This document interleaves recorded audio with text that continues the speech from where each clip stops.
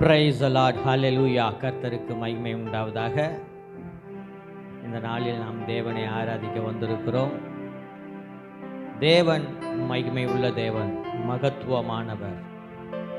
அவருடைய அன்பிற்கு அளவே இல்லை. 100% தேவன் நம்மேல் அன்பு வைத்திருக்கிறார்.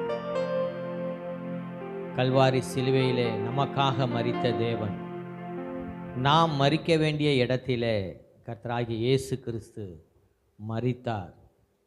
எதற்காக மரித்தார்? எல்லாம் நமக்காக, நம்மேல் வைத்த அன்பிற்காக. அந்த அன்பின் வெளிப்பாடு கல்வாரி சிலுவையின் பாடுகள். தன்னுடைய ஜீவனையே நமக்காக கொடுத்தார். நாம் தேவனுக்கு என்ன செய்ய இருக்கிறோம்? நாம் தேவனை நேசிக்கிறோமா? நம்மை நாமே நிதானித்து அறிய வேண்டும். அவர் 100% அவர் நம்மேல் அன்பு வைத்திருக்கிறார். அவரை ஆராதிக்க இந்த நேரத்தில் நம்ம வந்திருக்கிறோம். நமக்கு சுக பலன் ஆரோக்கியத்தை கொடுத்த தேவன் நமக்கு பலனை கொடுத்திருக்கிறார். நம்மை பொருளாதாரத்திலே ஆசீர்வதித்திருக்கிறார். நம்மை சுக பலனோடு கூட வைத்திருக்கிறார்.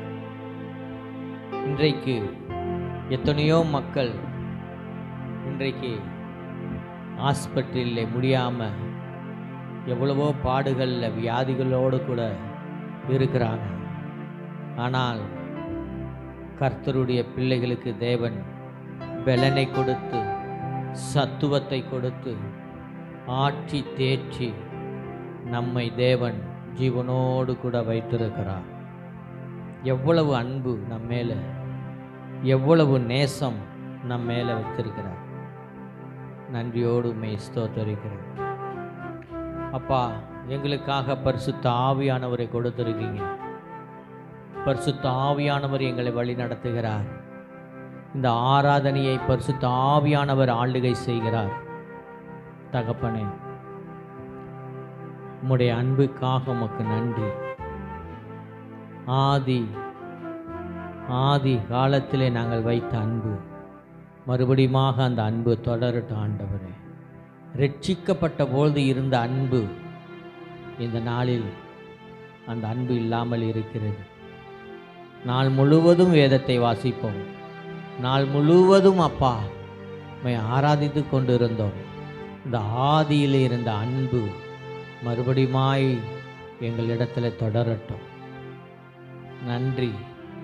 அன்பு சகலத்தையும் தாங்கும் என்று சொன்னீங்களே அப்பா, சகலத்தையும் தாங்கும் என்று சொல்லி எல்லா துன்பங்களையும் துவரங்களையும் பாவங்களையும் நீர் ஏற்றுக்கொண்டீர். அந்த அன்பு தானே எல்லாவற்றையும் ஏற்றுக்கொண்டது. அந்த அன்பு தானே எல்லாவற்றையும் தாங்குகிறது.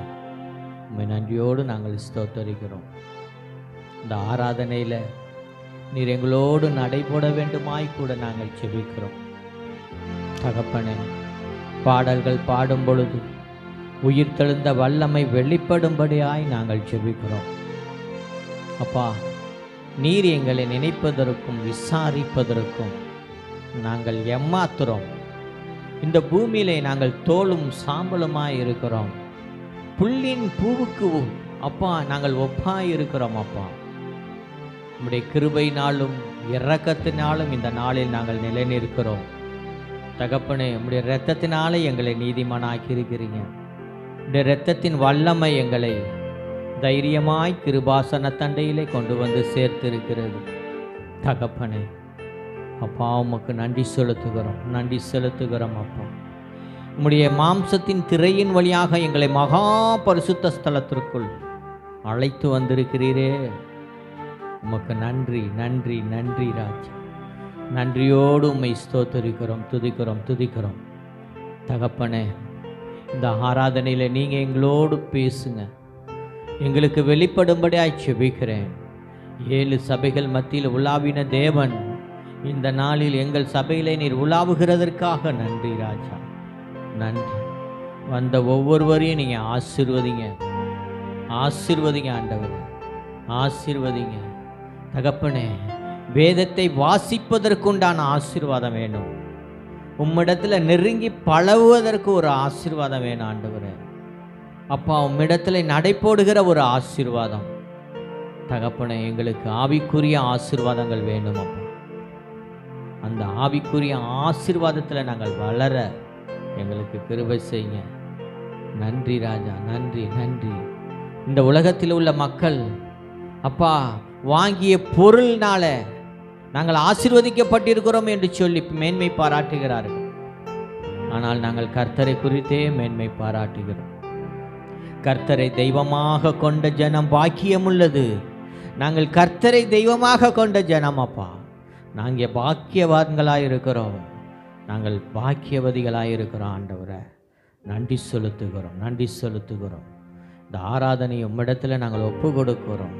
இந்த ஆராதனையில் உயிர்த்தெழுந்த வல்லமை வெளிப்படட்டும் அப்பா, வெளிப்படட்டும். நீர் உயிரோடு எழுந்த பிறகு அப்பா தகப்பனை தம்முடைய சீசர்களுக்கு தரிசனமானீரே, அதே போல இந்த நாளில் உயிர்த்தெழுந்தவராய் எங்கள் மத்தியில் நீர் தரிசனமாகும்படியாய் நாங்கள் செபிக்கிறோம், செபிக்கிறோம், செபிக்கிறோம். தொடர்ந்து உம்முடைய நாமம் மகிமைப்படட்டும். நாமத்தை மகிமைப்படுத்துகிறோம். எல்லா நாமத்திற்கும் மேலான நாமம் இயேசு கிறிஸ்து நாமத்தை நாங்கள் உயர்த்துகிறோம், உயர்த்துகிறோம். இந்த ஆராதனைக்கு தடையாயிருக்கிற எல்லா தடைகளையும் இயேசு கிறிஸ்துவின் நாமத்தினால நிர்மூலமாக்கி போடுகிறோம் தகப்பனை. சோர்வின் ஆவிகளை இயேசு கிறிஸ்துவின் நாமத்தினாலே நாங்கள் கட்டுகிறோம். கணநித்திரை ஆவிகளை இயேசு கிறிஸ்துவின் நாமத்தினாலே நாங்கள் கட்டுகிறோம் அப்பா. எங்கள் தொழிலை முடக்குகிற பொல்லாத பிசாசை இயேசு கிறிஸ்துவின் நாமத்தினாலே நாங்கள் கட்டுகிறோம். என் நாமத்தினாலே எதை கேட்டாலும் அதை நான் செய்வேன் என்று சொன்னீங்களே, இந்த ஆராதனையில் உம்முடைய வல்லமை வெளிப்படும்படியாக ஜெபிக்கிறேன். மீட்பெரும் இரட்சகருமாய் இருக்கிற உயிர் தெழுந்த இயேசு கிறிஸ்துவின் நாமத்தில் ஜெபிக்கிற நல்ல பிதாவே, ஆமென், ஆமென். ஹல்லேலூயா, ஹல்லேலூயா. எல்லாரும் எழுந்து நின்று கரங்களை தட்டி உற்சாகமாய் எல்லாம் ஆண்டவர் நம்மளை வைத்திருக்கிறது, நம்ம ஜீவனோடு வைத்திருக்கிறதுக்கு நன்றி செலுத்தணுமா? நம்ம குடும்பத்தை பாதுகாத்து வந்திருக்கிறார், பிள்ளைகளை பாதுகாத்து வந்திருக்கிறார். எத்தனை எத்தனை ஆச்சரியம்.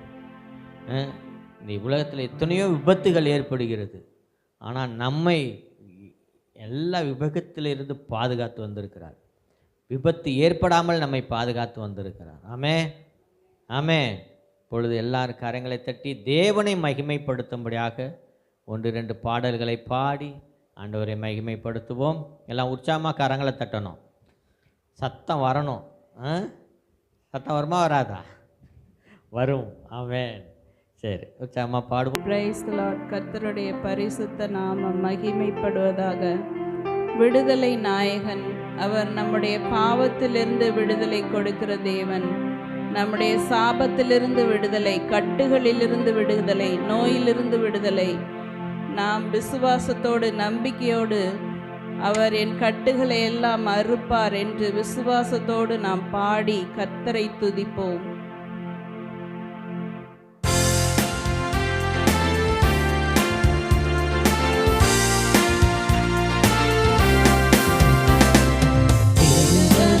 நாயகன் வெற்றியை தருகிறார், எனக்குள்ளே இருக்கிறார்.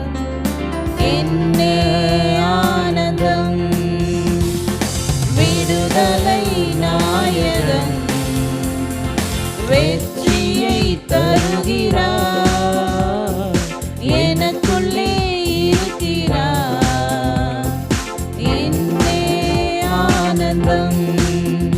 நான் பாடி பாடி மகிழ்வே, தினமாடி ஆடி துதிப்பே.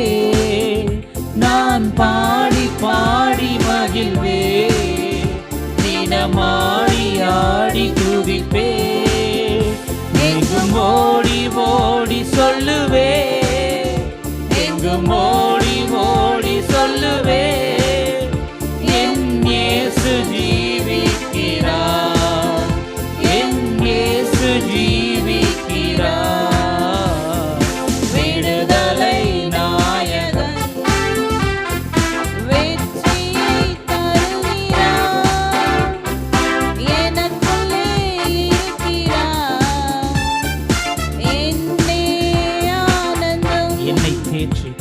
என்னை தேற்றி அணைத்து கொண்டார், என் பாவம் அனைத்தும் மன்னித்தார்.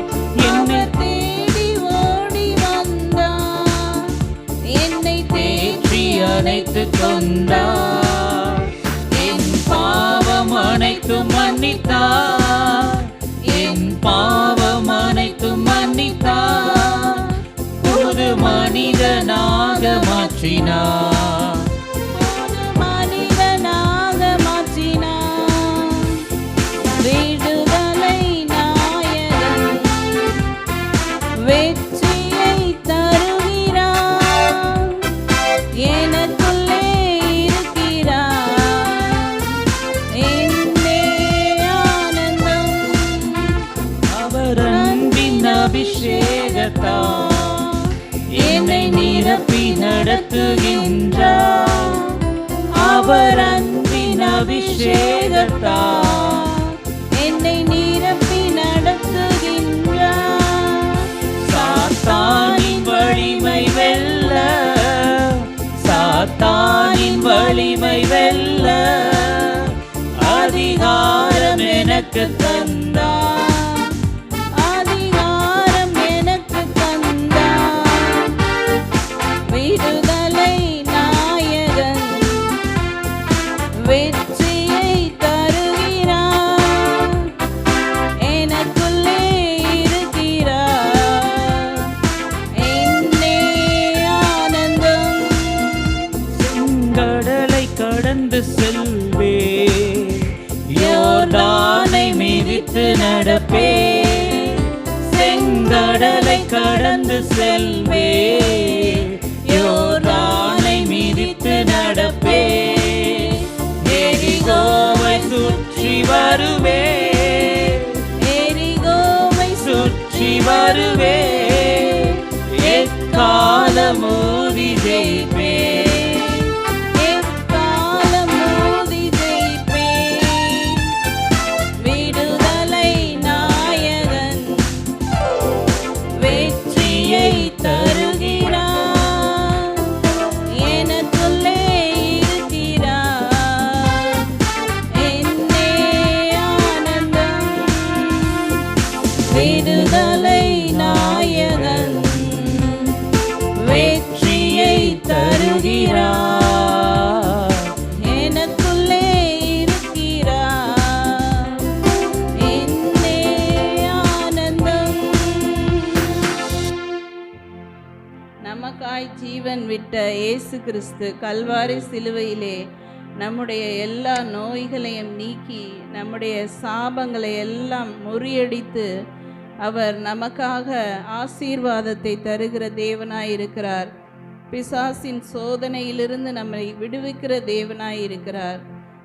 நாம் அனைவரும் சேர்ந்து எனக்காய் ஜீவன் விட்டவரே, என்னோடு இருக்க எழுந்தவரே என்ற பாடலை உற்சாகமாய் பாடுவோம்.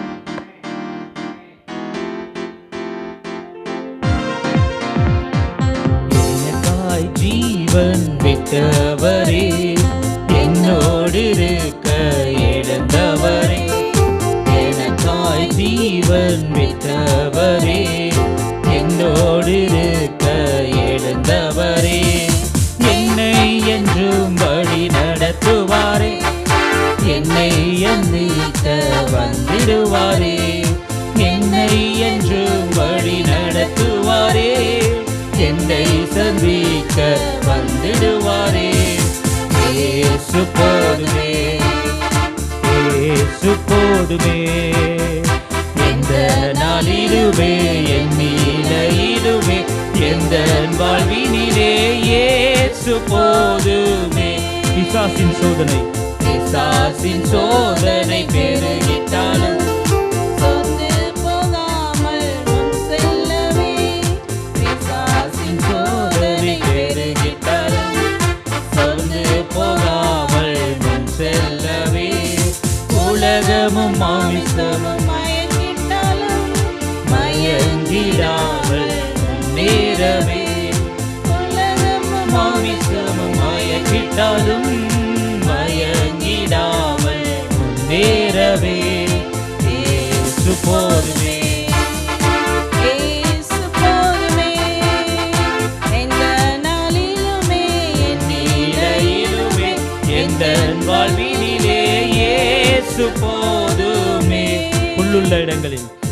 புல்லுள்ள இடங்களில் மேய்த்திடுவார், அமர்ந்த தண்ணீரண்டை நடத்திடுவார். புல்லுள்ள இடங்களில் மேய்த்திடுவார், அமர்ந்த தண்ணீரண்டை நடத்திடுவார்.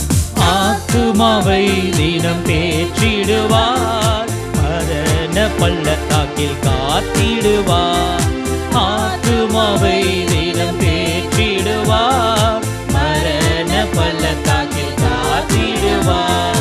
இயேசு போதுமே, இயேசு போதுமே, எந்த நாளிலுமே என் நிலையிலுமே, எந்த வாழ்வினிலே இயேசு போதுமே. எனக்காய் எனக்காய் ஜீவன் விட்டவரே, என்னோடிருக்க எழுந்தவரே, என்னை என்றும் வழி நடத்துவாரே, என்னை சந்திக்க வந்திடுவாரே, என்னை என்றும் வழி நடத்துவாரே, என்னை சந்திக்க வந்திடுவாரே. இயேசு போதுமே, போதுமே, இயேசு போதுமே, போதுமே, எந்த நாளிலுமே என் நிலையிலுமே, எந்த வாழ்வினிலே இயேசு போதுமே. ஹல்லேலூயா. ஹல்லேலூயா. எத்தனை பேர் சந்தோஷமாக இருக்கும்? பாடின பாடலின் பிரகாரமாக இயேசு போதுமே. எத்தனை பேர் விசுவாசத்தோட சொல்கிறோம்? சத்தமாக ஒரு ஹல்லேலூயா சொல்லலாமா? ஆமென். நாம் சங்கீத பகுதியை வாசிக்கலாம். சங்கீதம் 100 5 வசனங்கள் உள்ளது. நம்ம எல்லாருமே சேர்ந்து அந்த வசனங்களை நாம் வாசிக்கலாம். சங்கீதம் 100 ஸ்தோத்திர சங்கீதம். முதலாவது வசனம். பூமியின் குடிகளே, எல்லோரும் கர்த்தரை கம்பீரமாய் பாடுங்கள், மகிழ்ச்சியோடே கர்த்தருக்கு ஆராதனை செய்து ஆனந்த சத்தத்தோடே அவர் சந்நிதி முன் வாருங்கள். கர்த்தரே தேவன் என்று அறியுங்கள், நாம் அல்ல, அவரே நம்மை உண்டாக்கினார். நாம் அவர் ஜனங்களும் அவர் மேய்ச்சல்களின் ஆடுகளுமாய் இருக்கிறோம். அவர் வாசல்களில் துதியோடும் அவர் பிரகாரங்களில் புகழ்ச்சியோடும் பிரவேசித்து அவரை துதித்து அவருடைய நாமத்தை ஸ்தோத்தரியுங்கள். கர்த்தர் நல்லவர், அவருடைய கிருபை என்றென்றைக்கும், அவருடைய உண்மை தலைமுறைக்கும் உள்ளது. ஆமென். அமர்ந்து கொள்ளலாம். இந்த வசனம், இந்த சங்கீதம் ஆரம்பிக்கும் போதே சொல்கிறாங்க, இது என்ன சங்கீதம்? ஸ்தோத்திர சங்கீதம். ஸ்தோத்திர சங்கீதம். இதில் வர இந்த பிரகாரம் தான் நாம் தேவனை ஆராதிக்கணும் அப்படிங்கிற அந்த காரணத்திற்காக இதுக்கு தலைப்பு கொடுத்துருக்குறாங்க. பூமியின் குடிகளே, எல்லோரும் கர்த்தரை கம்பீரமாய் பாடுங்கள் அப்படின்னு சொல்கிறாங்க. அநேக வருத்தங்களில் நம்ம இருந்திருக்கலாம், அநேக குடும்ப சூழ்நிலைகள், கஷ்டங்கள், அந்த மத்தியில் தான். ஏன்னா வார வாரம் நம்மளுக்கு அநேக புது புது பாடுகள் வரும். என்ன பாஸ்டர், ஏன்னா நம்மளே இவ்வளோ யோசிக்கும் போது சாத்தான் எவ்வளோ யோசிப்பான். சபைக்கு போறியா நீ, ஆண்டவரை ஆராதிக்கிறியா நீ, நான் விடமாட்டேன் அப்படின்னு சொல்லிட்டு அநேக இப்போ புதுசாக என்னமோ டெக்னாலஜிலாம் வருது, அவன் நிறையா கண்டுபிடிச்சி வச்சுருப்பான். ஆமாம், ஆனால் சாத்தானால் புதுசாக எதையும் உருவாக்க முடியாது, ஆனால் இருக்கிறத குழப்ப முடியும் நல்லா. அதுக்கு பேர் போனவன் தான் அவன். ஆனால் ஆண்டவர் சொல்கிறாரு, பூமியின் குடிகளே எல்லாரும் வருத்தத்தோடு என்ன பாடுங்க அப்படின்னு நான் சொல்கிறாரு. கம்பீரமாய் பாடுங்கள் அப்படின்னு சொல்கிறார். அந்த கம்பீரம் எப்படிங்க வரும்? ஒரே ஒரு வசனம் மாத்திரம்தான், இந்த உலகில் இருக்கிறவனை காட்டிலும். அதே ஏன் சோர்வா சொல்கிறீங்க? நல்லா சத்தமாக சொல்லலாம், கம்பீரத்தோடைய சொல்லாமே. நம்மில் இருக்கிறவர், எஸ், அவர் பெரியவர். 2வது வசனம் பார்த்தீங்கன்னா, மகிழ்ச்சியோட கர்த்தருக்கு ஆனந்த சத்தத்தோட அவர் சந்நிதி முன் வாருங்கள். வந்திருக்கோமா? ஆமென். கண்டிப்பாக வந்திருக்கிறோம். ஏன்னா ஆண்டவர் அவர் ஜீவனை கொடுத்தது எதற்காக? அவரை ஆராதிப்பதற்காக. ஆமாம், நமக்கு நல்ல சுகபலனை கொடுத்தது எதற்காக? அவரை துதிப்பதற்காக, ஆராதிப்பதற்காக, அவருடைய வார்த்தையை நாம் சொல்லி உச்சரிப்பதற்காக. மகிழ்ச்சியோட கர்த்தருக்கு ஆராதனை செய்து. என்ன பிரதர், என்ன சிஸ்டர்? ஆமாம், இப்போ ஆன்ட்டி என்ன நினைப்பாங்கன்னா, வீட்டுக்கு போய் நான் சமைக்கணும், நீங்கள் நல்லா சொல்லிட்டு போயிடுவீங்க, நான் போயிட்டு சமைக்கணும், பாப்பா ஹெல்ப் பண்ண மாட்டாங்க, வேறு நான் ஒரு ஆள் தான் சமைக்கணும் அப்படின்னு சொல்லி யோசிப்பாங்க. அங்கிளுக்கு ஆத்தும பாரம் அதிகமாக இருக்கும், ஏன்னா சபைக்கு இப்படியே தான் இருக்கிறாங்க அப்படின்னு சொல்லிட்டு. ஆனால் அதெல்லாம் எங்கே இருக்கணுமா? வாசலுக்கு வெளியே இருந்தால் ஒன்றும் பிரச்சனை இல்லை. ஆனால் நம்ம யாருடைய சந்நிதிக்கு முன்னாடி உட்காந்துருக்குறோம்? ஜீவனுள்ள தேவனுடைய சந்நிதிக்கு முன்னாடி நம்ம உட்கார்ந்துருக்கிறோம். அங்கே நம்ம எப்படி இருக்கணும்? மகிழ்ச்சியோட கர்த்தருக்கு ஆராதனை செய்து ஆனந்த சத்தத்தோட அவர் சந்நிதி முன் வந்திருக்கிறோம். 3வது வசனம் பார்க்குறோம். கர்த்தரே தேவன் என்று அறியுங்கள். கர்த்தர் தான் நம்மளுடைய தேவனா? ஒரு சில சூழ்நிலையில் அவர் தான் இருக்கிறாரு. பாஸ்டிக்கிட்ட வர மாதிரி மற்றவங்கள்ட்ட வர மாட்டேங்குது.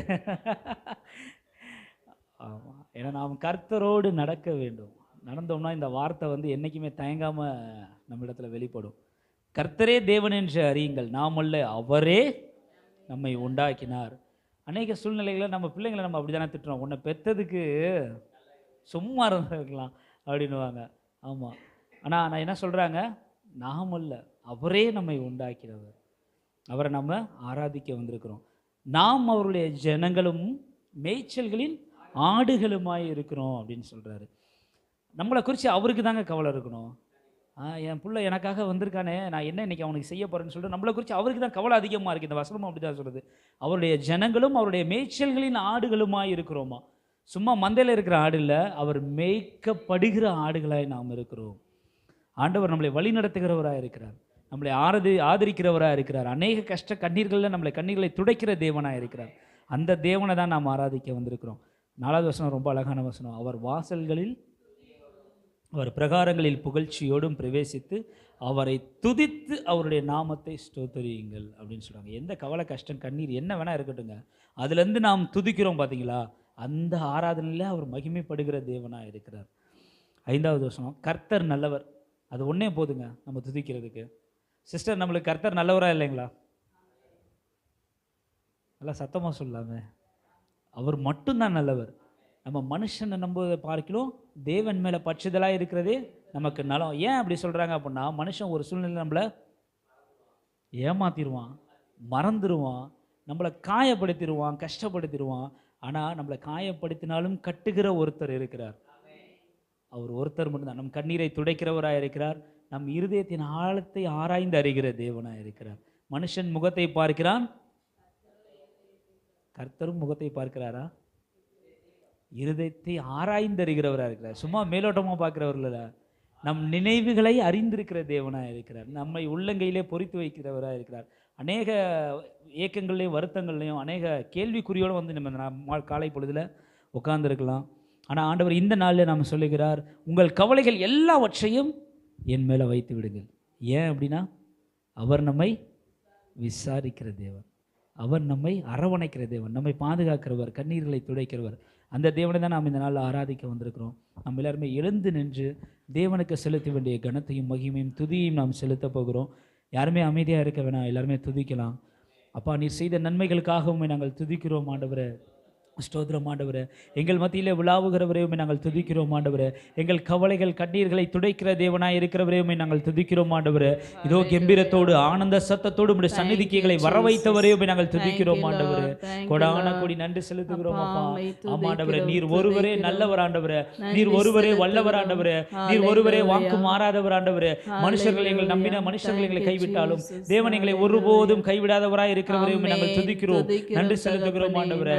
கொடான கோடி நன்றி. துதிக்கலாம் துதிக்கலாம். யாரும் அமைதியா இருக்க வேணாம், எல்லாருமே துதிக்கலாம். கண்களை மூடி துதிக்கலாம், கரங்களை தட்டி துதிக்கலாம். ஏன்னா அவரே நம்முடைய துதிகளில மகிமைப்படுகிற தேவனாய் இருக்கிறார். இன்னைக்கு என் பிள்ளை என்ன சொல்லி துதிக்க போகிறான், இன்னைக்கு என் பிள்ளை மௌனமாய் இருக்க போகிறான், நம்ம நோக்கி பார்க்கிற தேவனாய் இருக்கிறார். இருதயங்களில எண்ணங்களில் அநேக கஷ்ட கவலை கண்ணீர்கள் இருக்கலாம், ஆனால் ஆண்டவர் அதை கட்டுகிற தேவனாய் இருக்கிறார். நம் காயங்களை கட்டுகிறவராய் இருக்கிறார், நமக்கு ஆறுதல் தருகிற தேவனாய் இருக்கிறார், நம்மளை விசாரிக்கிறவராய் இருக்கிறார், நம்மளை அணுகுகிற தேவனாய் இருக்கிறார். அவருடைய நாமம் மாத்திரமே நமக்கு பலத்த துருகமாய் இருக்கிறது. அவருடைய நாமமே நமக்கு விடுதலை தருகிறதா இருக்கிறது. நாம் பாடின பாடல் போல விடுதலை நாயகன் நமக்குள்ளே இருக்கிறார், நமக்குள்ளே வாசம் செய்கிறார். இயேசு மாத்திரம் போதும் என்று சொல்லுகிறவர்கள் துதிக்கலாமா? துதிக்கலாம். ஸ்தோத்திரம் ஆண்டவரே. அப்பா, துதிக்கிறோம், ஸ்தோத்திரிக்கிறோம், நன்றி செலுத்துகிறோம், நன்றி செலுத்துகிறோம் அப்பா. நாங்கள் துதிக்கிறோம் ஆண்டவரே, நன்றி செலுத்துகிறோம் ஆண்டவரே. Thank you Jesus. Amen amen amen ஆமென். ஹalleluya. நன்றி இயேசுவே, நன்றி நன்றி அப்பா. உம்மை நன்றியோடு துதிக்கிறோம், துதிக்கிறோம், ஸ்தோத்திரிக்கிறோம் தகப்பனே. நன்றி செலுத்துகிறோம் ஆண்டவரே. ஹalleluya hallelujah. Thank you Jesus, thank you Jesus. Hallelujah. ஸ்தோத்திரம் ஸ்தோத்திரம் ஸ்தோத்திரம் பா ஸ்தோத்திரம். நன்றி ஆமென், இயேசுவே. ஆமென். நன்றி அப்பா. அப்பா, செங்கடல் எங்களை சூழ்ந்து கொண்டாலும் அப்பா நாங்கள் உம்மை துதிக்கிறோம் ஆண்டவரே. சிலுவையின் நிழல் எங்களுக்கு உண்டு ஆண்டவரே. உம்முடைய அனுக்கிரகம் எங்களுக்கு உண்டு, உம்முடைய கிருபை எங்களுக்கு உண்டு, உம்முடைய இரக்கம் எங்களுக்கு உண்டு. அதற்காக உம்மை நாங்கள் துதிக்கிறோம் ஆண்டவரே. ஸ்தோத்திரம் ஆண்டவரே. இதோ நாங்கள் நன்றியால் துதி பாடுகிறோம் தகப்பனே உமக்கு. நன்றியால் துதி பாடு நம் இயேசுவை உள்ளத்தால் என்றும் பாடு. நீ நன்றியால் துதி பாடு நம் இயேசுவை உள்ளத்தால் என்றும் பாடு. வல்லவர் நல்லவர், வல்லவர் நல்லவர், போதுமானவர், வார்த்தையில் உண்மையுள்ளவர். வல்லவர் நல்லவர், போதுமானவர், வார்த்தையில் உண்மையுள்ளவர். நீ நன்றியால் துதி பாடு நம் இயேசுவை உள்ளத்தால் என்றும் பாடு. எரிகோ மதிலும் எரிகோ மதிலும் முன்னே வந்தாலும் இயேசு உந்தன் முன்னே செல்கிறார். எரிகோ மதிலும் முன்னே வந்தாலும் இயேசு உந்தன் முன்னே செல்கிறார். கலங்கிடாதே கலங்கிடாதே திகைத்திடாதே, துதியினால் இடிந்து விடும்.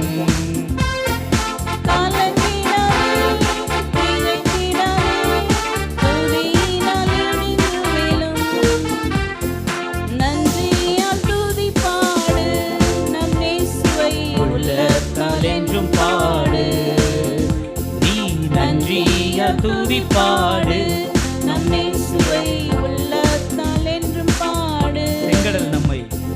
செங்கடல் நம்மை சூழ்ந்து கொண்டாலும் சிலுவையின் நிழலுண்டு. செங்கடல் நம்மை சூழ்ந்து கொண்டாலும் சிலுவையின் நிழலுண்டு. பாடிடுவோம் துதித்திடுவோம், பாதைகள் கிடைத்து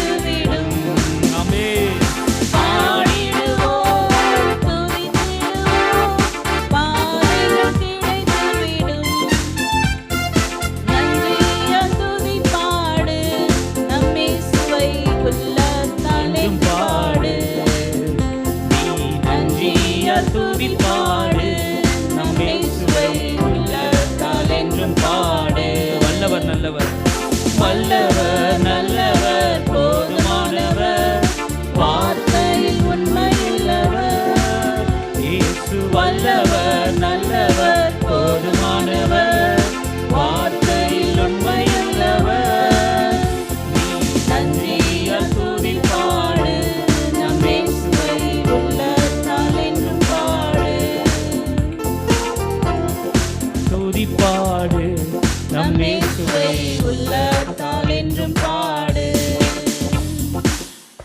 துதிகளின் ரோமர் 12:1 வசனம் இப்படியாக சொல்கிறது. அப்படி இருக்க சகோதரரே, நீங்கள் உங்கள் சரீரங்களை பரிசுத்தமும் தேவனுக்கு பிரியமுமான ஜீவ பலிகளாக ஒப்பு கொடுக்க வேண்டும் என்று தேவனுடைய இரக்கங்களை முன்னிட்டு உங்களை வேண்டிக் கொள்ளுகிறேன்.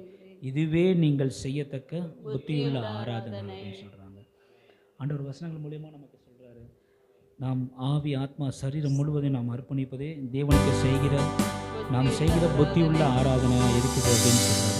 அந்த புத்தியுள்ள ஆராதனைக்கு நேராக நம்மளுடைய ஆவி ஆத்மா சரீரம் முழுவதையும் நாம் தாழ்த்தி நம் அர்ப்பணத்தோடு இந்த பாடலை நாம் பாடலாம்.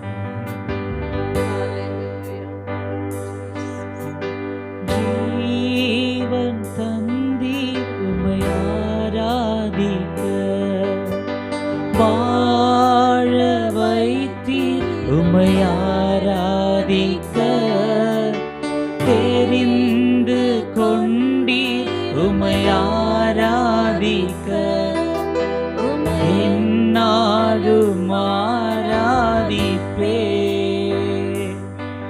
உம்மை என்னாலும் ஆராதிப்பே. ஜீவன் தந்தி ஜீவன் தந்தி உம்மை ஆராதிக்க, வாழ வைத்தீர் உம்மை ஆராதிக்க, தெரிந்து கொண்டீர் உம்மை ஆராதிக்க, உம்மை என்னாலும்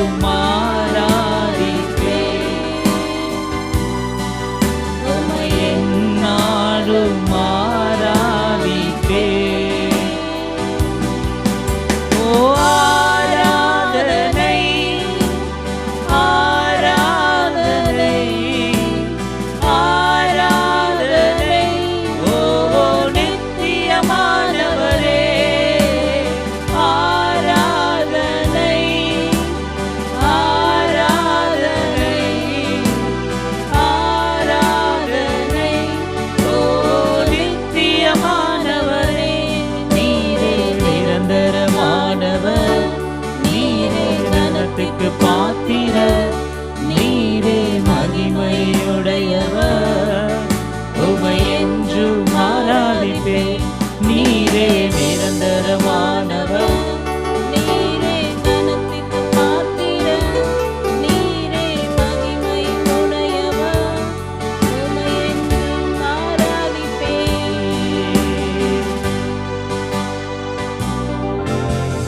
கிருபை தந்தீர் உமை ஆராதிக்க, பலனை தந்தீர் உமை ஆராதிக்க, ஊழியம் தந்தீர் உமை ஆராதிக்க, நாடு ஆராதிப்பேன். உமை எந்நாளும் ஆராதிப்பே. கிருபை தந்தி கிருபை தந்தி உமை ஆராதிக்க, பலனை தந்தி உமை ஆராதிக்க, எம் தந்தி உமை ஆராதிக்க, உமை எந்நாளும் ஆராதிப்பேன். உம்மை எந்நாளும் ஆராதிப்பேன். ஆராதனை ஆராதனை ஆராதனை ஓ நித்தியமானவரே ஆராதனை ஆராதனை ஆராதனை ஓ நித்தியமானவரே. நீரே நிரந்தரமானவர், நீரே கனத்துக்கு பாத்திரர், நீரே மகிமையுடையவர், உம்மை என்றும் ஆராதிப்பேன். நீரே நிரந்தரமானவர், நீரே கனத்துக்கு பாத்திரர், நீரே மகிமையுடையவர், உம்மை என்றும் ஆராதிப்பேன். உமை என்றும் ஆராதிப்பேன். உமை என்றும் ஆராதிப்பேன்.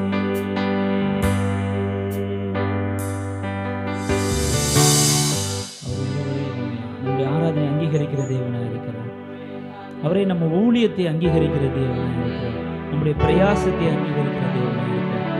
அந்த தேவனை தான் நாம் ஆராதித்தோம், துதித்தோம், அர்ப்பணித்து பாடினோம். இன்னும் ஒரு விஷயமே, அந்த ஆராதனை மாத்திரம் நாம் சொல்லணும். ஆராதனை ஆராதனை ஆராதனை ஓ நித்தியமானவரே ஆராதனை ஆராதனை ஆராதனை ஓ நித்தியமானவரே.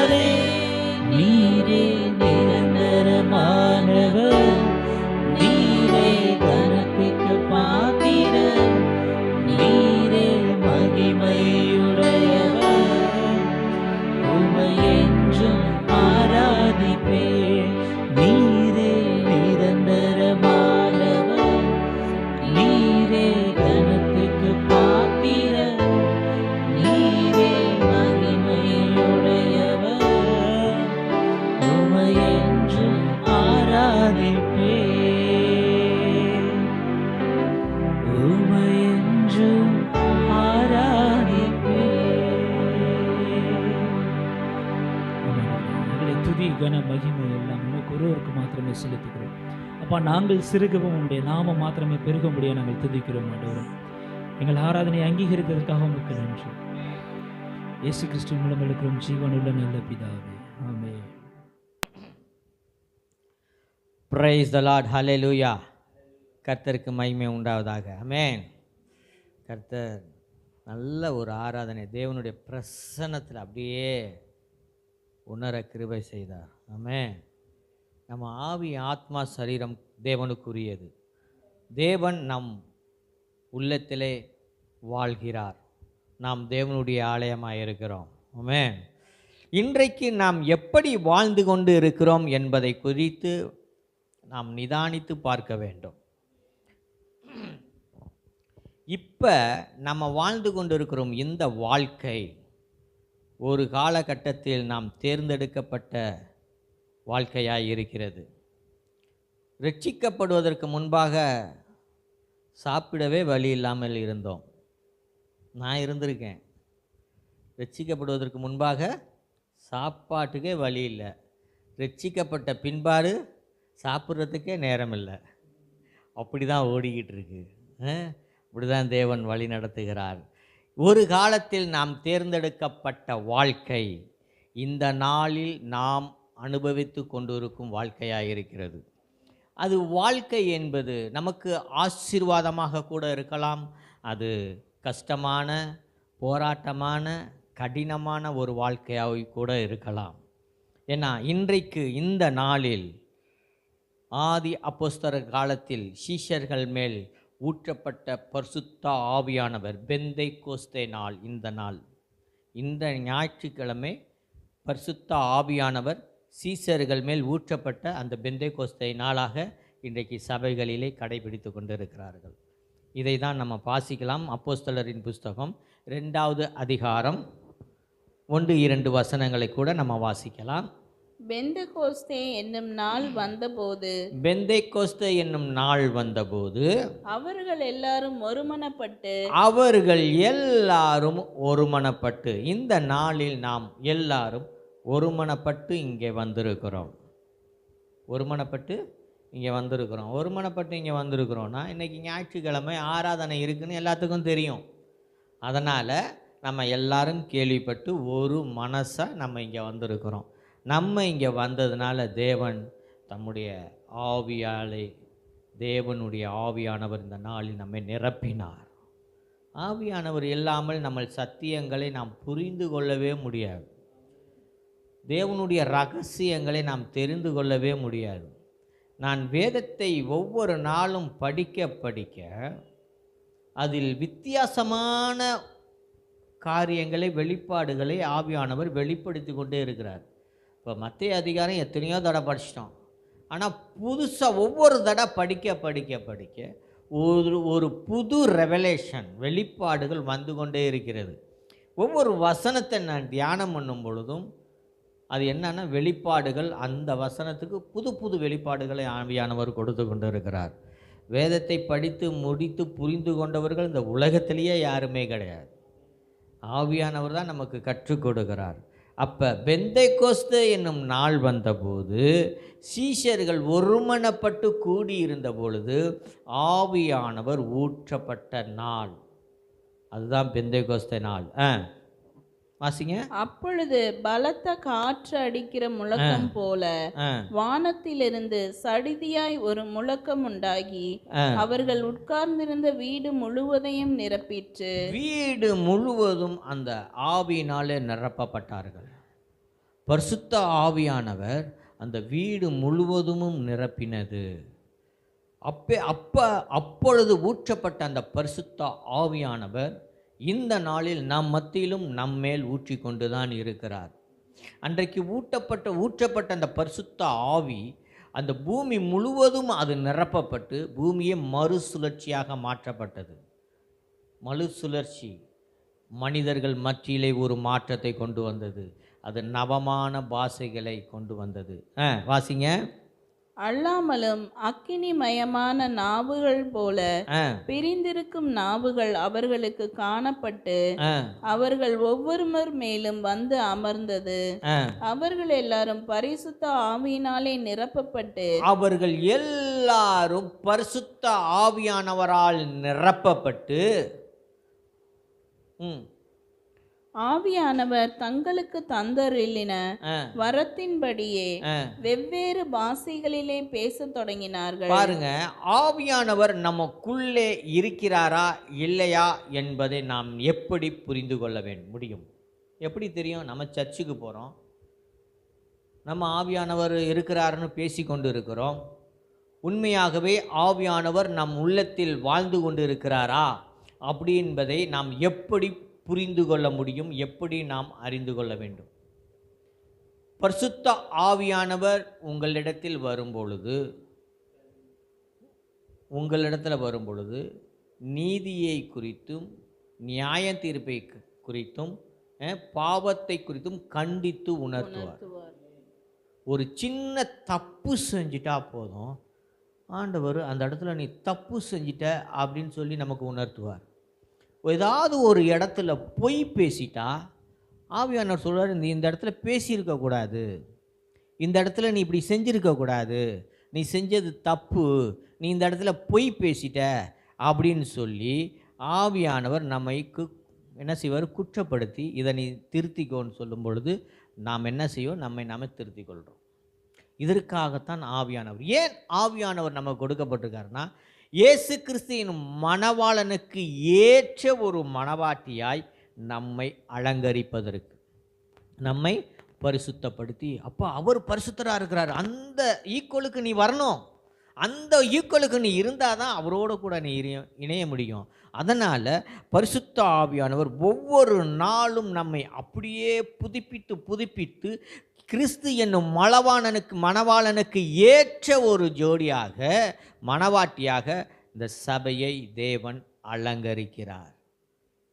அப்படிதான், அதற்காக தான் பரிசுத்த ஆவியானவர் நமக்கு கொடுக்கப்பட்டிருக்கிறார்.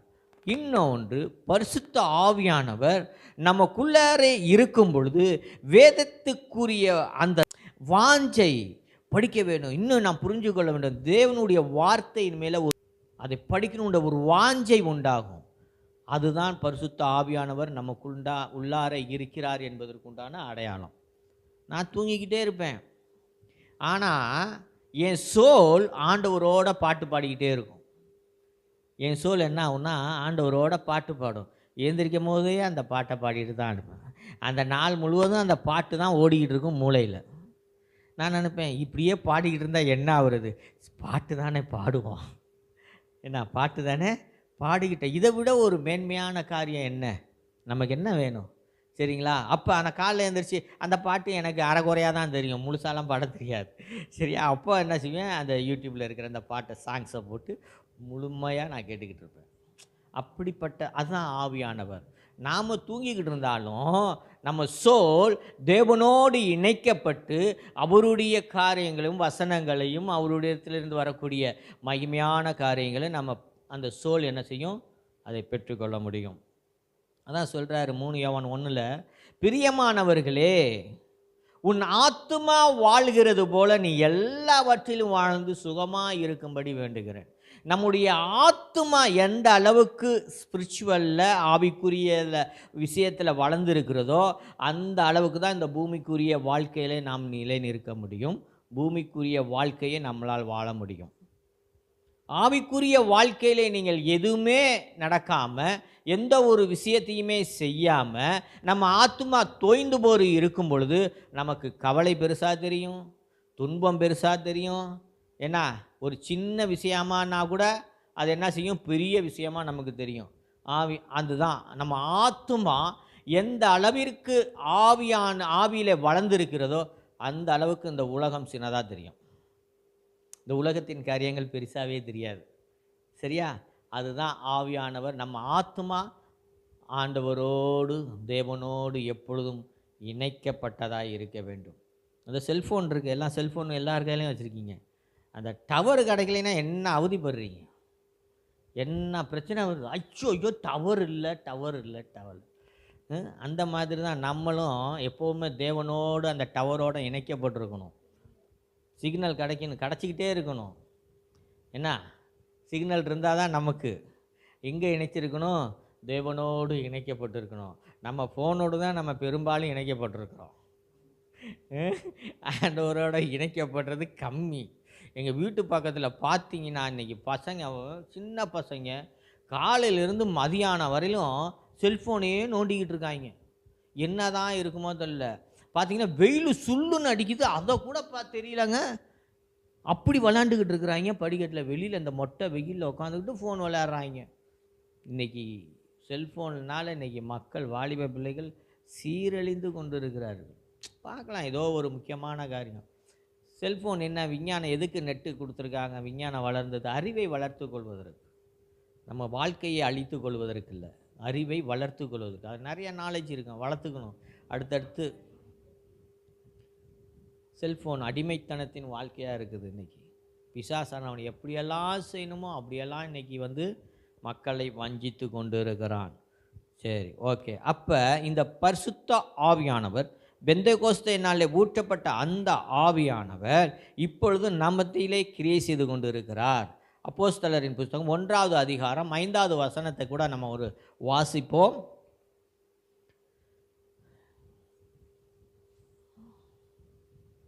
ஆகையால் நீங்கள் எருசலேமை விட்டு போகாமல் என்னிடத்தில் கேள்விப்பட்ட பிதாவின் வாக்குத்தத்தம் நிறைவேற காத்திருங்கள் என்று கட்டளையிட்டார். அப்ப இயேசு கிறிஸ்து தம்முடைய சீசர்கள்ட்ட சொல்றாங்க, நான் சொன்ன அந்த வாக்குத்தத்தம், பிதாவினால் பெற்ற அந்த வாக்குத்தத்தம் நிறைவேறும்படிக்கு நீங்கள் எல்லாரும்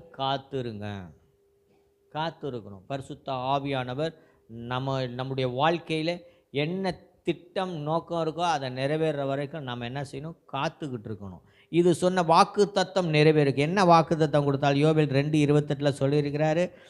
வாசிங்க. அந்த பழைய ஏற்பாட்டு காலத்தில் சொல்லப்பட்ட யோவேல் தீர்க்கதரிசிக்கு சொல்லப்பட்ட அந்த வாக்கு தத்தத்தை இயேசு கிறிஸ்துவின் மூலமாக அறிவிக்கப்பட்டு அந்த வாக்கு தத்தம் பெந்தெகோஸ்தே நாளில் நிறைவேறினது. யோவேல் 2:28. அதற்கு பின்பு நான் மாம்சமான யாவர் மேலும் என் ஆவியை ஊற்றுவேன். மாம்சமான யாவர் மேலும் என் ஆவியை ஊற்றுவேன். உங்களுக்கு ஒரு சரீரம் இருந்தால் போதும், ஆவியானவர் ஊற்றப்படுவார். சரீரம் எல்லாத்துக்கும் இருக்குதா? இருக்குது. சரீரம் இல்லாத மனுஷன் இருக்காங்களா? இல்லை. எல்லாருக்கும் சரீரம் இருக்கிறது. அப்போ மாம்சம் யாருக்கெல்லாம் இருக்கோ அவங்களுக்கெல்லாம் ஆவியானவர் கொடுக்கப்படுவார்.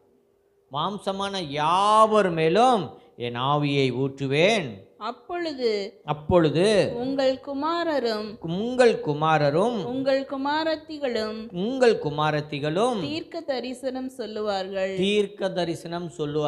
இது பெந்தெகோஸ்தே நாட்களிலே இயேசு கிறிஸ்து வந்து மரித்து உயிர்த்தெழுந்த பிற்பாடு தம்முடைய சீசர்களுக்கு நடந்த, பெந்தெகோஸ்தே நாளில் நடந்த இந்த அற்புதம். இதுக்கு தான் பெந்தெகோஸ்தே நாள் என்று இன்றைக்கி நாங்கள் உலகம் முழுவதும் கொண்டாடி கொண்டு இருக்கிறார்கள். உபாகம புஸ்தகம் 11வது அதிகாரம் 26வது வசனத்தை கூட நம்ம வாசிக்கலாம். இன்றைக்கு பாருங்க என்ன சொல்றாரு இங்க. உபாகமம் 11:26.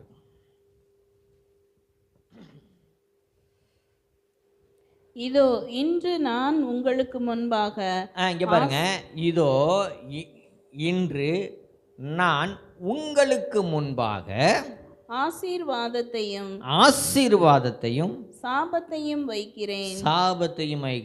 இங்கே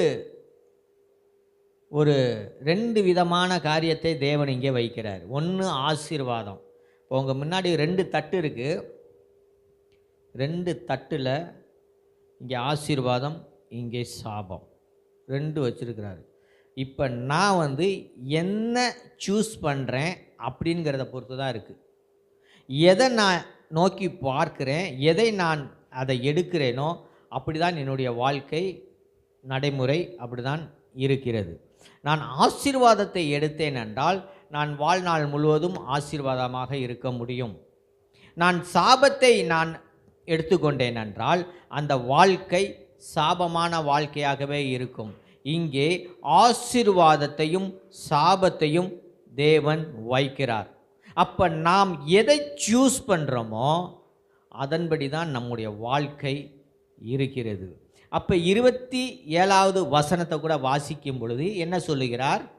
இன்று நான் உங்களுக்கு கற்பிக்கிற உங்கள் தேவனாகிய கர்த்தரின் கற்பனைகளுக்கு கீழ்ப்படிந்தீர்களானால். அப்ப இங்க சொல்றாங்க, தேவனுடைய வார்த்தைக்கு நீங்க கீழ்ப்படிந்தீர்கள் என்றால் ஆசீர்வாதமும் எங்கள் தேவனாகிய கர்த்தரின் கற்பனைகளுக்கு கீழ்ப்படியாமல். அப்ப கீழ்ப்படியவில்லை என்றால் இன்று நான் உங்களுக்கு விதிக்கிற வழியை விட்டு விலகி நீங்கள் அறியாத வேறே தேவர்களை பின்பற்றுவீர்கள். இந்த வசனத்தில், இந்த வேதாகமத்தில் தேவன் சொன்ன எல்லா வாக்குத்தத்தங்களையும் கட்டளைகளையும் நாம் கைக்கொண்டு அதன்படி நடக்கும் பொழுது நமக்கு ஆசீர்வாதம் வருகிறது.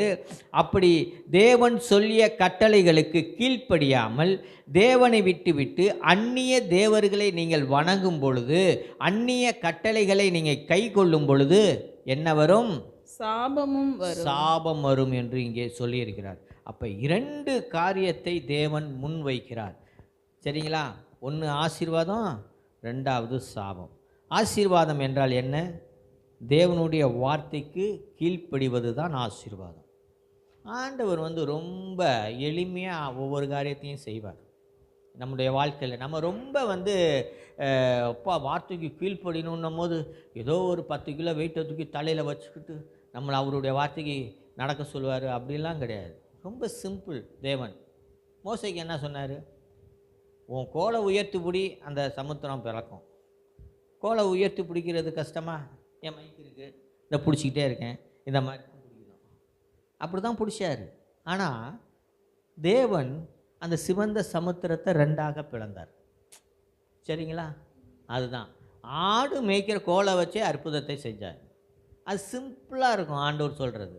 ஆனால் நம்ம தான் அதை கீழ்ப்படாமல் பெருசாக இருக்குமோன்னு பயமுறுத்தி எல்லாம் பண்ணி நம்மளை ஒரு வழி ஆக்கி போடுறாங்க. இயேசு கிறிஸ்து வரும்பொழுது என்ன சொல்கிறாரு? லாசர் மரித்து உயிரோடு இருக்கிறாரு, போய் அவர்கள் கட்டுகளை அவிழ்த்தி விடுங்கள். ஆனால் ஆண்டவர் உயிரோடு எழுப்பினார். நம்மளை ஒரு சிம்பிளாக ஒரு காரியத்தை செஞ்சுட்டு ஆண்டவர் ஒரு பெரிய மிராக்கலை செய்வார். கற்சாடியில் தண்ணீரை நிரப்புங்கள். ஓகே, ஊற்றிட்டான். ஆனால் திராட்சை ரசத்தை இயேசு கிறிஸ்து மாற்றினார். அதான் ஆமாம், நம்மளால் மாற்ற முடியுமா? ஆனால் இயேசு கிறிஸ்து மாற்றினார். தண்ணி நம்மளால் நிரப்ப முடியும். இப்படி தான் ஒவ்வொரு காரியத்தையும். உங்களிடத்துல இருக்கிறது என்ன? 5 அப்பையும் 2 மீன் கொண்டு வா. 5000 பேருக்கு உணவளித்தார். 5 அப்பத்தையும் 2 மீனையும் வச்சு. இப்படி சிம்பிளாக தான் நம்மளை செய்ய சொல்லுவார். நம்ம தான் என்ன செய்கிறோம்? அது ஒரு ஆனால் பிசாசானமே ஆண்டவர் சொன்னது பெரிய விஷயமாக நம்மள்கிட்ட கொண்டாந்து காட்டி பெரிய பாறாங்கல் மாதிரி கொண்டாந்து நிறுத்தி அது இவ்வளோ கடினமானது அப்படின்னு சொல்லி நிறுத்தினாங்க. அப்படி கிடையாது. ஆண்டவர் சிம்பிளாக ஒரு காரியத்தை சொல்வார், அவர் பெரிய காரியத்தை நம்ம வாழ்க்கையில் அவர் நிறைவேற்றி கொண்டு இருப்பார். இதே மாதிரி தான் ஆதாமையும் ஏவாளையும் உண்டாக்கி தேவன் ஏதேன் தோட்டத்தில் கொண்டாந்து வச்ச பிறையும் இங்கே 2 விதமான காரியத்தை தான் ஆண்டவர் வச்சுருந்தார். 2 விஷயத்தை வச்சார். இப்போ உங்களுக்கு முன்னாடி சொல்கிறாரு, உபாகமம் 11:26 சொன்னது போல் ஆசீர்வாதத்தையும் சாபத்தையும் உனக்கு முன்பாக வைக்கிறேன்.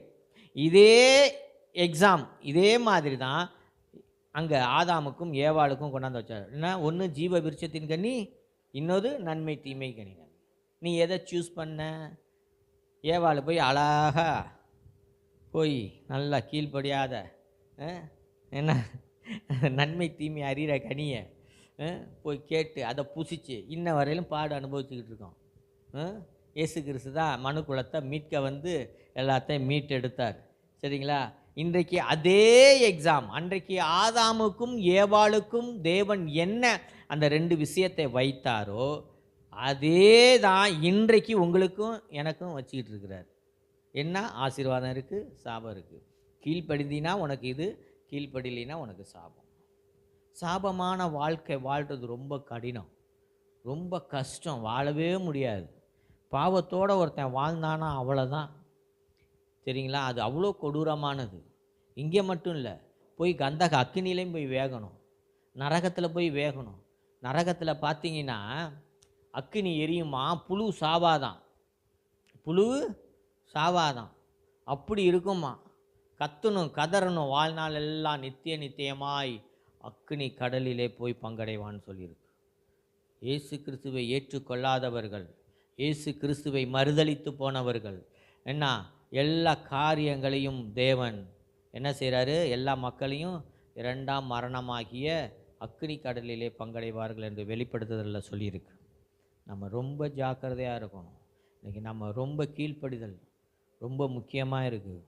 ஆண்டவர் சொல்கிற ஒவ்வொரு விஷயத்தையும் நான் என்ன சொல்கிறாரோ அதை நான் அப்படியே செய்கிறேன்.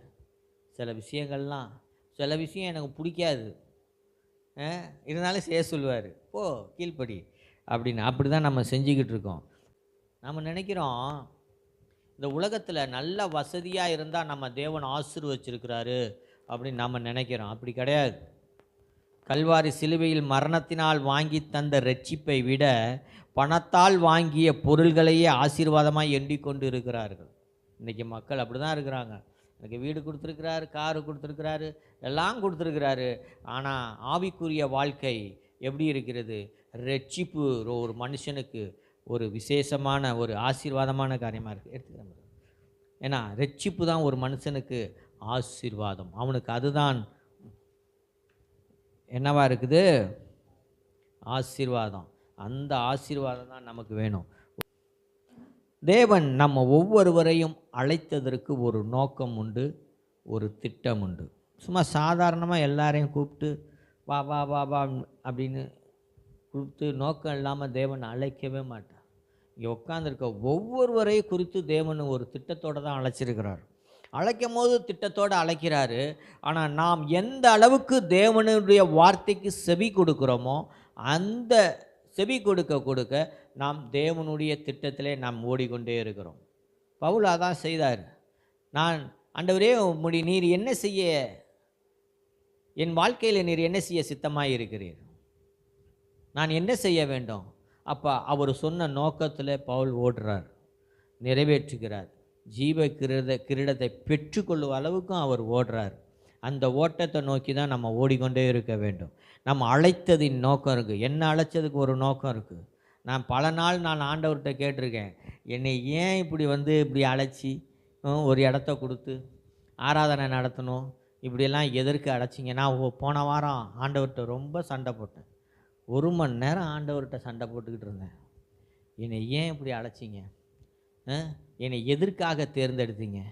10ஓட 11 போதகராக இருக்கிறதுக்கு அழைச்சிங்க, 10ஓடு 11 இருக்கிறதுக்கு என்னை அழைச்சிங்க இல்லையா ஆண்டவரே? அது இல்லையே, உங்களுடைய அழைப்புக்கு அது இல்லையே. இன்னமும் அப்படியே தானே இருக்கிறோம், ஒன்றுமே மாற்றம் இல்லாமல் இருக்குதே, என்ன செய்யணும்? நான் எதற்காக என்னை கூட்டிகிட்டு வந்தீங்க இப்படின்னு ஆண்டவர்கிட்ட பல கேள்விகளை கேட்டுக்கிட்டே இருந்தேன். ஜெபம் பண்ண தான் உக்காந்தேன், ஆனால் கேள்வி மேலே கேள்வி ஆண்டவர் இடத்துல கேட்டுக்கிட்டே இருந்தேன். அப்போ ஆண்டவர்கிட்ட சொன்னார், உனக்குள்ள ஒரு மாற்றம் வேண்டும் என்றால் எனக்கு ஏற்ற மனவாட்டியாய் மாற வேண்டும். நான் பரிசுத்தராய் இருக்கிறது போல நீங்களும் பரிசுத்தராய் இருங்கள் என்று சொன்னேன். அந்த பரிசுத்தம் இன்னும் அதிகமாய் உன்னிடத்தில் வர வேண்டும், இன்னும் வெளிப்பட வேண்டும் அப்படின்னு பல விஷயத்தை தேவன் சொல்லி கொண்டே இருந்தார். நான் பாட்டுக்கு ஆண்டவரை ஞாயிற்றுக்கிழமை ஆராதனை அட்டன் பண்ணம்மா, கறி வாங்கினம்மா, சமைச்சம்மா, சாப்பிட்டம்மா, படுத்தம்மா, எவ்வளோ சந்தோஷமாக இருந்தேன். உங்கள் ஊழியத்துக்குன்னு கூப்பிட்டு இன்றைக்கி நான் தனியாக ஒரு இடத்துல நின்று ஆத்துமா இன்னும் வரல, ஒழுங்காக ஆராதனை நடக்குது, ஆத்துமாக்கள் வரணுமே, இன்னும் எத்தனை ஆத்துமாக்கள், இன்னும் எத்தனையோ பேர் வர வேண்டியவங்க இருக்காங்களே, இன்னும் வரலையே, எப்போ ஆத்துமாக்களை தருவீங்க அப்படின்னு. ஆத்துமாக்களை கொடுக்கணுன்னா நம்மளை இன்றைக்கி ட்ரெயின் பண்ணிக்கிட்டு இருக்கிறார் ஆண்டவர், ட்ரெயின் பண்ணிக்கிட்டு இருக்கிறார். இருக்கிற ஆத்மாவை நீ நடத்தணும். அது 1 இருந்தாலும் சரி, 100 இருந்தாலும் சரி, ஒரு ஆத்மாவாக இருந்தாலும் அந்த ஆத்மாவை ட்ரெயின் பண்ணணும், அப்படி நடத்தணும் அப்படின்னு சொல்லி அவங்கள ஆவிக்குரிய விஷயங்களில் நம்ம நடக்கணும். அவங்கள ஆவிக்குரிய விஷயங்களில் என்ன சொல்லணும், நடத்தும் பொழுது அந்த ஆத்மா திருப்திப்படணும், அதை நீ ஒழுங்காக செய் அப்படின்னு நிறைய ஆலோசனை கொடுத்தாங்க. அப்போ தான் நான் சரிங்க ஆண்டவரே, இனி நான் என்ன செய்யணுமோ உடைய வார்த்தையின்படி செய்கிறேன் அப்படின்னு சொல்லிட்டு இருக்கேன். சிம்சோனுடைய வாழ்க்கையில் ஆண்டவர் தேவன் அவனை அழைத்தார், ஆசீர்வதித்தார். ஆனால் அவனுடைய நோக்கம் தேவனுடைய திட்டத்தை விட்டு விலக செய்தது. நியாயாதிபதிகள் 13:24. அப்படியா? அது உமாகமத்திலே ஒரு கேம்பில் இருக்குது. ஆ ஆ அந்த ஸ்திரீ குமாரனை பெற்று சிம்சோன் என்று பெயரிட்டால் கர்த்தர் அவனை ஆசீர்வதித்தார். இதை விட ஒரு பாக்கியம் யாருக்கு வேணும்? கர்த்தர் அவனை ஆசீர்வதித்தார். எவ்வளோ ஒரு சிறப்பான மேன்மை! நம்மளையே இந்த மாதிரி ஆசீர்வச்சிருக்காருன்னா சிம்சோனெல்லாம் எப்படி ஆசீர்வச்சிருப்பார்? அவன் பராக்கிரமசாலியாக வச்சுருந்தார்.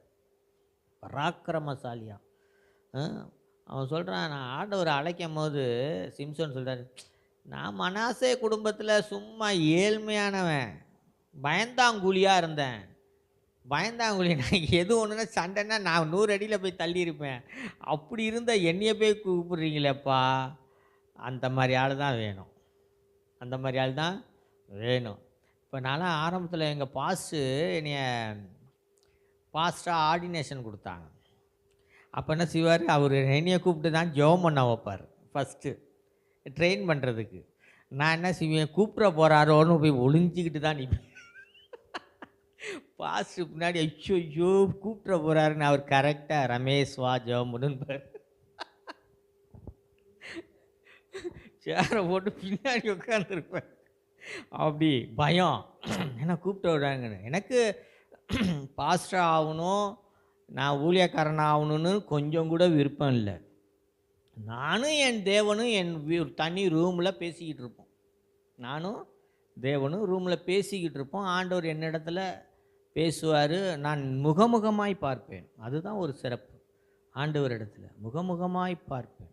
அவருடைய முகத்தை பார்த்து பேசுகிற அந்த ஸ்லாக்கியம் கிடைத்தது. பேசிக்கொண்டே இருப்பேன். ஆண்டவர் இந்த வாரம் அன்னைக்கு அந்த வாரம் என்ன பாஸ்ட் செய்தி எடுக்க போகிறாங்களோ அதை அப்படியே எனக்கு டிட்டோவாக சொல்லுவார் ஆண்டவர். என்கிட்ட சொல்லப்பட்ட அந்த வார்த்தையில் பாஸ்ட் அன்னைக்கு செய்தியாக பேசிக்கிட்டு இருப்பார். இப்படி தான் நடந்துக்கிட்டே இருக்கும் ஒவ்வொரு வாரமும். ஒரு நாள் என்னால் நமக்கு தான் அந்த ஆசை பொறுக்காதுல்ல, நம்ம வாங்கி வச்சுக்கிட்டதை வெளியில் சொல்லாமல் இருக்க முடியாதுல்ல எந்த ஒரு விஷயத்தையும். நேராக போய் ஒரு நாள் பாஸ்டர்கிட்ட சொன்னேன். பாஸ்டர், ஒரு தடவை என்ன நடந்துச்சுன்னா, பெரும்பாடுள்ள ஸ்திரியை பற்றி ஆண்டவர் அதிகமாக பேசினார் என்கிட்ட. அப்போ பெரும்பாடுள்ள ஸ்திரியை போட்டு, சரி ஆண்டவர், இதை இந்த வாரம் எங்கள் பாஸ்டர் பேசுவாங்களா அப்படின்னு. பேச வைக்கிறேனே அப்படின்னாரு. சரின்னு போய் உக்காந்தேன். சரின்னு உட்காந்து சர்ச்சில் ஆராதனை நடந்துக்கிட்டு இருக்கு. செய்தி ஏதோ ஒரு டாப்பிக்கில் பேசிக்கிட்டு இருக்கிறாரு. திடீர்னு பாஸ்ட்டு பெரும்பாடுள்ள ஸ்திரியை பற்றி பேசுகிறார். நம்மக்கிட்ட ஆண்டவர் சொன்னது கேட்ட கேள்வி இங்கே பாஸ்ட்டு பேசுகிறாரு, ரைட்டு. அப்போ தேவன் நம்மளிடத்துல பேசுகிறது நம்ம என்ன செய்கிறோம், பார்த்துக்கிட்டோம் அப்படின்னு. அப்புறம் அடுத்த நாள் பேசிக்கிட்டு இருக்குமா, ஆண்டவரை இந்த வாரம் பேசுனீங்களே, அது அடுத்த வாரமும் பெரும்பாடுள்ள ஸ்திரியை பற்றி பேசுவாங்களா பாஸ்ட்டு அப்படின்னு. அடுத்த வாரமும் பாஸ்டர் பேசினார். இதே மாதிரி 3 வாரம் தொடர்ச்சியாக பேசினார். நேராக நான் பாஸ்டர் வீட்டுக்கு போனேன். வீட்டுக்கு போயிட்டு, பாஸ்டர் நீங்கள் 3 வாரமாக தொடர்ந்து பெரும்பாடுள்ள ஸ்திரியை பற்றி பேசுகிறீங்க, அது ஏன்னு தெரியுமான்னு. எனக்கே தெரியல, அது ஏன் பேசுகிறேன்னு எனக்கே பெரும்பாடாக இருக்குது அப்படின்னாரு. என்னை அந்த பெரும்பாடு பேசி நானே பெரும்பாடாக ஆயிட்டேன். ஏன் பேசினேன்னு எனக்கே தெரியல. அப்போ இந்த விவரத்தை சொல்லும் போது பாஸ் சொன்ன, ஒன்னால தான் இப்படி நடந்துச்சா. என்ன கன்ஃபர்மேஷன், ஆண்டவர் என்னோடு பேசுகிற வார்த்தைகளை அங்கே பாஸ்கிட்ட பேச சொல்லி நான் கன்ஃபர்மேஷன் பண்ணிக்கிட்டு இருக்கேன். சரிங்களா? அப்போ ஒரு நாள் தான் அப்புறமேட்டு நான் பாஸ்டர் ஒரு தடவை போயிருந்தப்ப, உன்னை பாஸ்டர் என்னன்னு தெரியல, திடீர்னு ஆர்டினேஷன் உனக்கு பாஸ்டர் ஆக்க சொல்கிறாங்க அப்படின்னு. எனக்கா கைகாலெலாம் உதறுது. எனக்கெல்லாம் வேணாம் பாஸ்டர், என் வேலையை பார்க்குறதுக்கு எனக்கு நேரம் சரியாக இருக்குது, இதை நான் வேறு பாஸ்டராக ஏன் அப்படின்ட்டு வந்துட்டேன். அடுத்த நாள் ஆண்டவர் பாஸ்டரை போட்டு படாத பாடுபடுத்திட்டார். தூங்கவே உள்ளேன் ஆண்டவர். நீ அவனை கூப்பிடு, அவன் அப்படி தான் சொல்லுவான், நான் அவனை பயன்படுத்துவேன், பயன்படுத்துவேன், நீ கூப்பிடு, அவனை ஆர்டினேஷன் கொடு, பாஸ்டர் ஆக்கணும், நீனு ஊழியக்காரனாக கூப்பிடு, என்னை ஊழியக்காரன் ஆக்கணுன்னாரு. அடுத்த நாள் காலையில் 5:30 மணிக்கெலாம் ஃபோன் அடிக்கிறார் பாஸ்டர். 5 மணி இருக்கும். அடிச்சு, ரமேஷ் நீ நாளைக்கு சர்ச்சுக்கு வந்துருப்பா, என்னை ஆண்டவர் தூங்க விடலை, நான் வந்து உன்னை ஆர்டினேஷன் கொடுக்குறேன், அடுத்தது நீனாச்சு ஆண்டவராச்சு ஓம்பாடு, ஆண்டவர் சொன்னதை நான் செய்யணும் அப்படின்ட்டாரு. சரின்ட்டு அடுத்த ஞாயிற்றுக்கிழமை ஆடிஷனை கொடுத்தாரு. அப்புறம் நான் எப்பவும் போல் எப்பவும் போல் ஒரு இடத்துல உட்காருவோம்ல, நம்ம இடம் சர்ச்சில் ஒரு இடம் வச்சுருப்போம், அங்கே தான் போய் உட்காருவோம். அங்கே போய் ரெகுலராக போய் உட்காந்துட்டேன். திடீர்னு ஒரு நாள், நீ அதெல்லாம் அங்கெல்லாம் உட்கார வேணாம் ரமேஷ், நீ பாஸ்டர், நீ வந்து பாஸ்டர் அசிஸ்டன்ட் பாஸ்டர் 3 பேர் இருப்பாங்களே, 4வது பாஸ்டர் ஸ்டாலின் பாஸ்டர் பக்கத்தில் வந்து நீ உட்காரணும், உன்னை நான் அங்கே தான் பார்க்கணும் அப்படின்னாரு. ஏன் பாஸ்டர், நான் இருக்கிற இடத்துல உட்காந்துக்கிறேன். நோ நோ நோ நோ நீ இங்கே தான் உட்காரணும் அப்படின்னாரு. அதுலேருந்து பாஸ்டர் ஜெபம் பண்ண கூப்பிடுவார். எனக்கு கை காலெலாம் உதறும், ஜெபம் பண்ண தெரியாது. கூட்டத்தில் போய் எப்படி பார்க்குறது ஜெபம் பண்ணுறதுன்னு ஒளிஞ்சிக்கிட்டு இருப்பேன். ஆனால் பாஸ் விட மாட்டார், கூப்பிட்டு ஜெபம் பண்ணிக்கிட்டே இருப்பார். அந்த மாதிரி தான் சிம்சோனும்.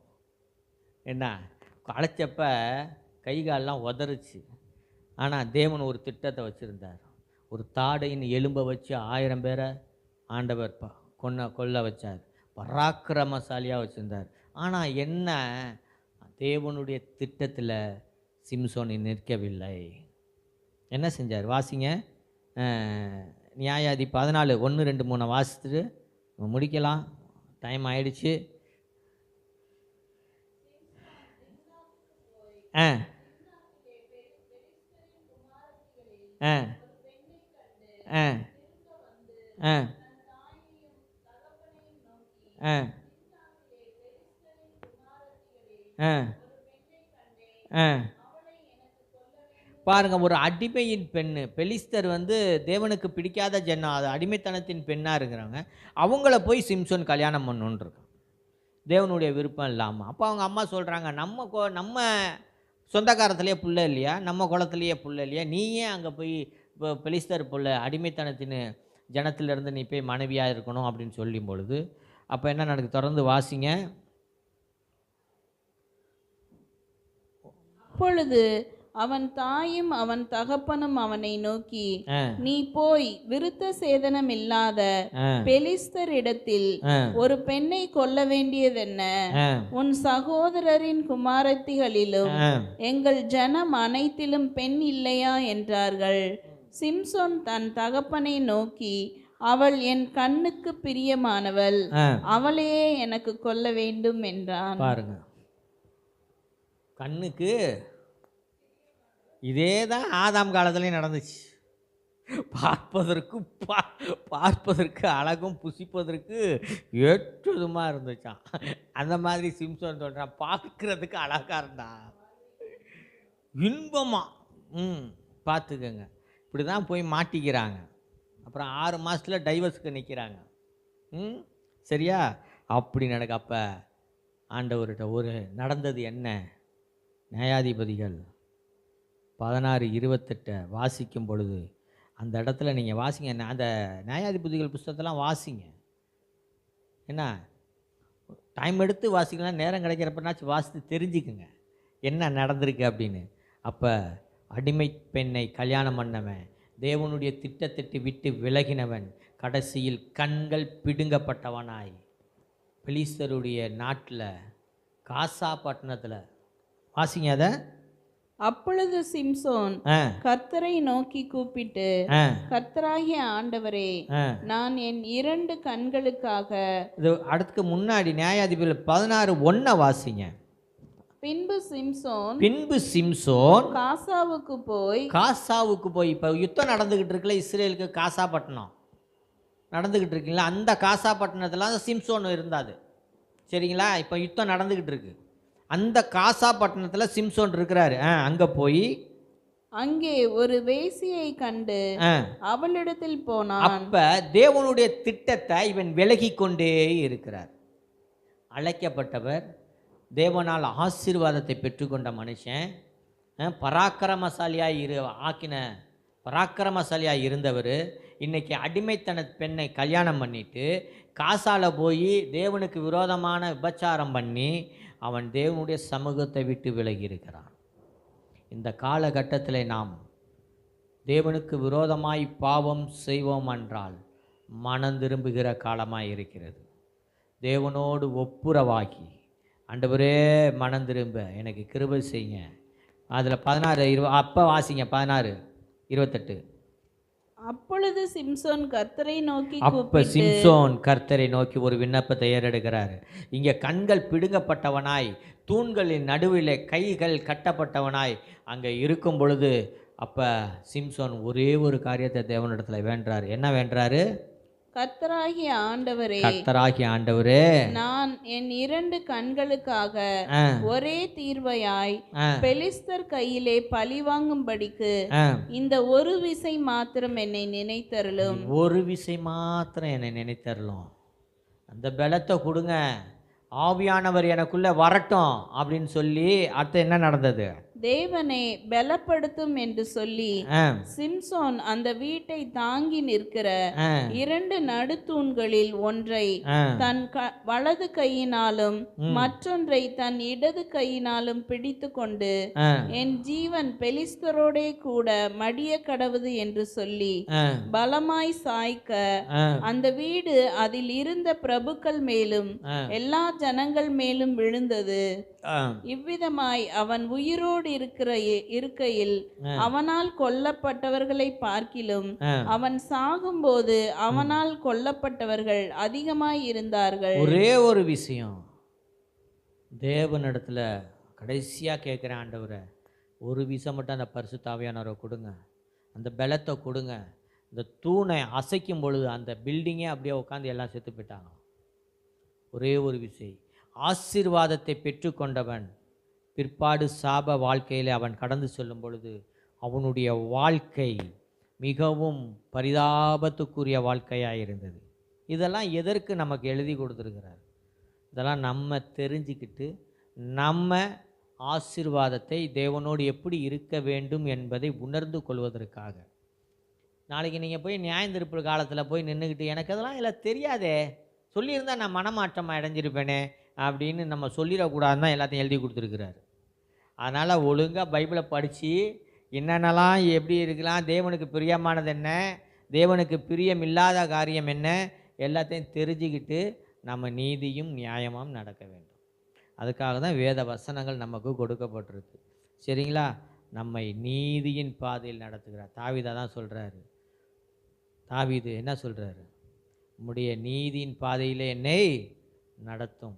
அந்த நீதியின் பாதையில் நம்ம நடத்த வேணும். மனந்திரும்புதல் ரொம்ப அவசியமாக இருக்கிறது. எங்களை நேசிக்கிற அன்பின் பரலோக பிதாவே, இந்த நாளில் அப்பா எங்களோடு நீங்கள் பேசுனீங்க. இதோ உனக்கு முன்பாக ஆசீர்வாதத்தையும் சாபத்தையும் வைக்கிறேன். இதோ தகப்பனுடைய வார்த்தையை கீழ்ப்படியும் பொழுது நாங்கள் ஆசீர்வாதத்தை பெற்றுக்கொள்கிறோம். அப்பா பெற்றுக்கொள்கிறோம். அப்பாக உமக்கு ஏற்ற ஒரு வாழ்க்கை எங்களிலே வெளிப்படட்டும். உதவி செய்யுங்க, உதவி செய்யுங்கப்பா.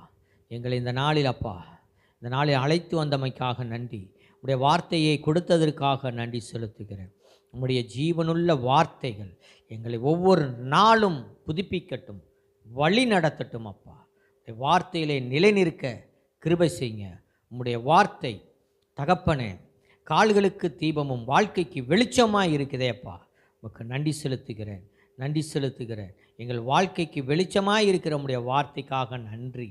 கால்களுக்கு தீபமும் பாதைக்கு வெளிச்சமாக இருக்குதேப்பா. இந்த வெளிச்சத்திலே நாங்கள் நடக்க கிருபை செய்யுங்க. உடைய சத்தியத்திலே நிலைநிற்க கிருபை செய்யுங்க. ஆசீர்வதிங்க, வழி நடத்துங்க, பலப்படுத்துங்க. இயேசு கிறிஸ்துவின் நாமத்தில் ஜெபிக்கிற நல்ல பிதாவே, ஆமென், ஆமென். என் ஆத்மாவே கர்த்தரை ஸ்தோத்திரி, என் முழு உலமே அவருடைய பரிசுத்த நாமத்தை ஸ்தோத்திரி. என் ஆத்மாவே கர்த்தரை ஸ்தோத்திரி, கர்த்தர் செய்த சகல உபகாரங்களை மறவாதே. ஆமென், ஆமென், ஆமென். நம்முடைய கர்த்தராகிய இயேசு கிறிஸ்துவின் கிருபையும் பிதாவாகிய தேவனுடைய அன்பும் பரிசுத்த ஆவியானவருடைய அந்யோன்ய ஐக்கியம் நம் அனைவரோடும் கூட இருப்பதாக. Amen, amen, amen, amen. Hallelujah, hallelujah. Praise the Lord.